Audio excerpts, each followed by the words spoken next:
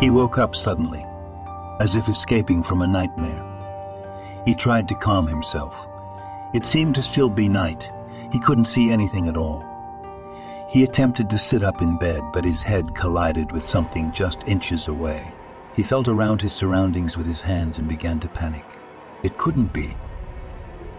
Feeling his way, he searched his pockets for an old lighter. After several attempts, he finally managed to keep the flame lit, and horror appeared on his face. He was surrounded by wood. Not just any wood, he knew this type of wood well. It was a coffin. They had buried him alive.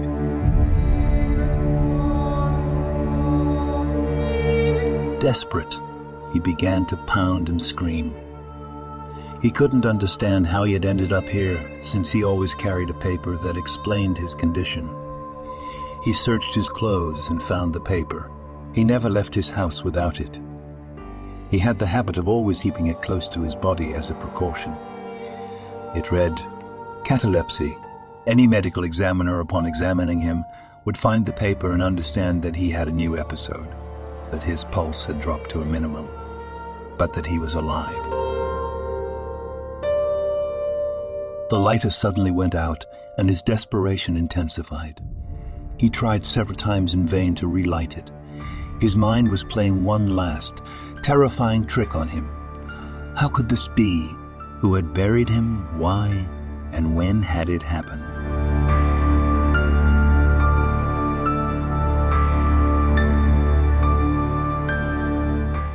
A noise caught his attention.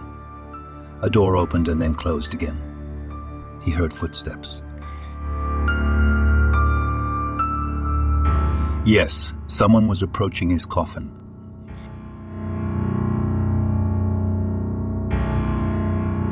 Renewing his hope, he desperately shouted to whoever was on the other side of his deadly trap. The saving voice responded. He explained desperately about the paper that certified his illness, that through carelessness they had buried him alive. The voice on the other end, amidst laughter, explained that the situation wasn't like that at all, that he had fallen asleep in the bunk of the ship and the upper bunk's door had fallen, trapping him.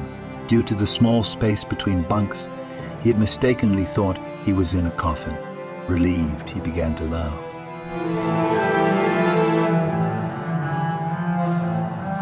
Of course it made sense. Who would bury him if he was alive? If he had the paper? Although he didn't remember getting on any ship. What ship were they on?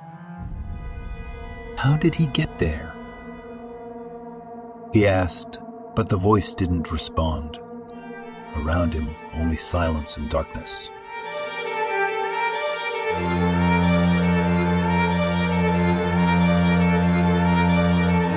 Maybe they went to get help to unlock the cabin door, he thought.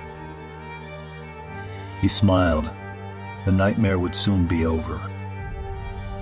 Yet if the owner of that voice had left the room, why hadn't he heard the door open again?